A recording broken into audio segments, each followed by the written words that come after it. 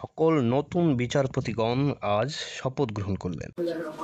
আমি সুপ্রিম কোর্টের আপিল বিভাগের বিচারক নিযুক্ত হইলাম। সশ্রদ্ধ চিত্তে শপথ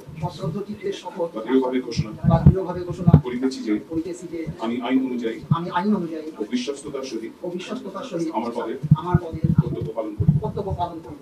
আমি বাংলাদেশের প্রতি অকৃত্রিম বিশ্বাস ও আনুগত্য পোষণ করিব। আমি বাংলাদেশের সংবিধান ও আইনের রক্ষণ সমর্থন ও নিরাপত্তা বিধান করিব।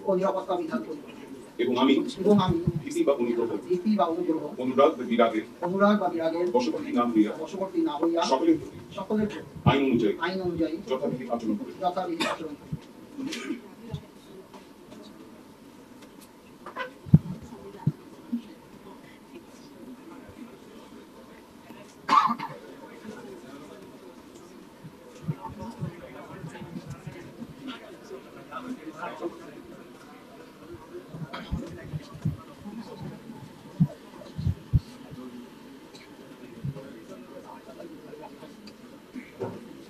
সুপ্রিম কোর্টের আপিল বিভাগের বিচারক নিযুক্ত হইয়া সশ্রদ্ধ চিত্তে শপথ দৃঢ়ভাবে ঘোষণা করিতেছি যে